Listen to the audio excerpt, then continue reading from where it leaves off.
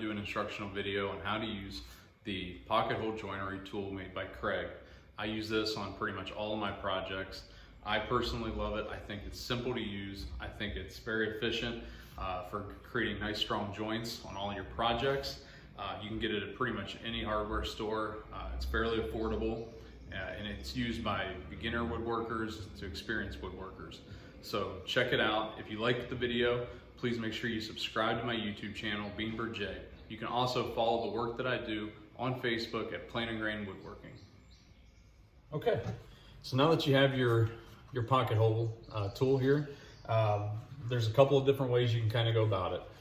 So if you'll notice here, you've got four holes on each device, okay? And that can be used if you want to fix it to your workbench. Personally, I don't like to do that because I use my workbench for a variety of different things, and sometimes if I'm not using the Kreg jig here, it's going to get in the way of a lot of my projects because it's kind of takes up a little bit of space here. So what I also recommend doing, there's another option, and what that is you can use a clamp that is also provided by Kreg, okay? And what that is it's going to temporarily fix the device, because the big thing is that you want to make sure that this device is secure wherever you're working at it.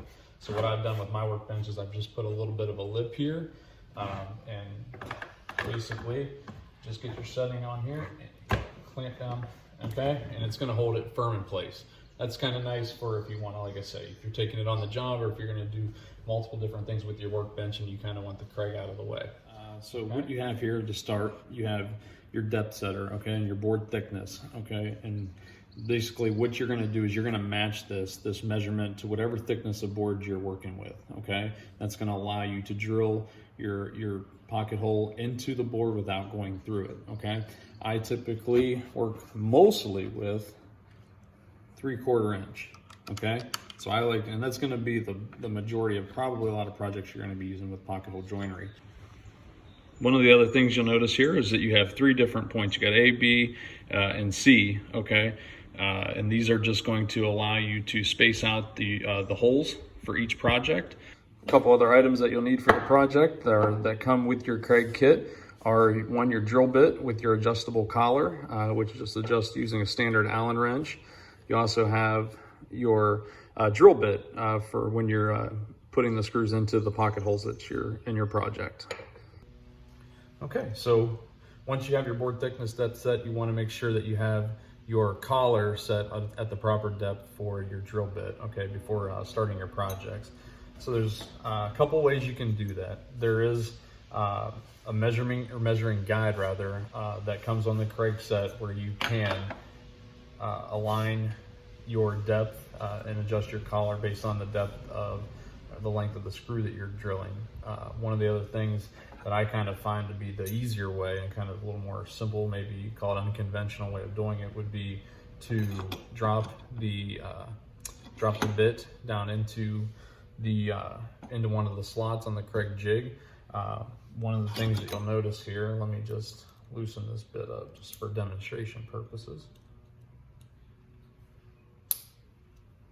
Okay, so now that we've got the collars being adjusted, okay, we're going to drop the bit down, okay, and you'll notice it's hitting the base of the Kreg jig.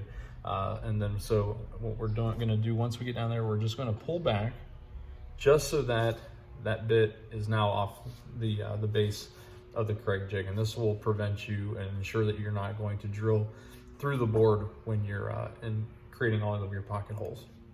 So then what we'll do is then once we got it there at the depth we like, we're just going to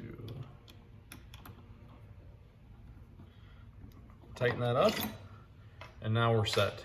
So, all right, and then the other device that we're going to use with this is just a standard drill. Don't recommend using impact drivers when creating pocket holes, okay? Next thing that we're going to want to do is we're going to take the board that we're working with and that we're going to put the pocket holes in.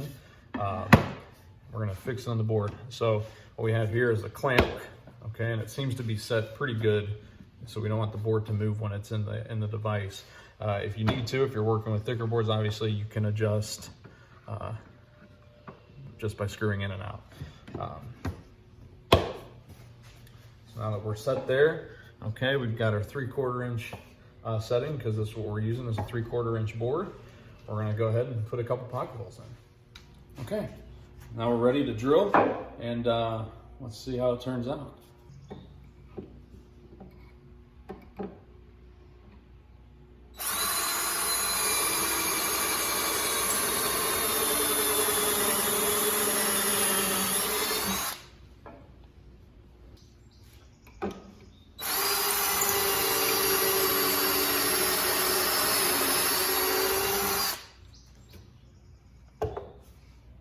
Okay, just as a reminder, when we do drill, we want to make sure our drill is set at its highest speed and that we go all the way down until the collar touches the lip of the insert.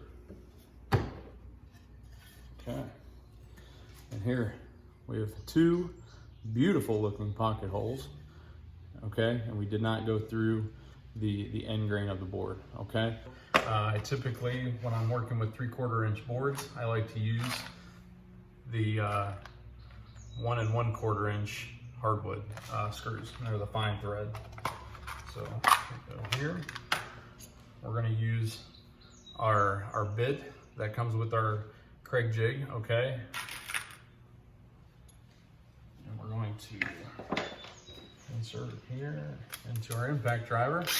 Make sure you got a nice charged battery. So now that we've got our angle set here, we're gonna just go with our thread screw. We're gonna hold nice firm.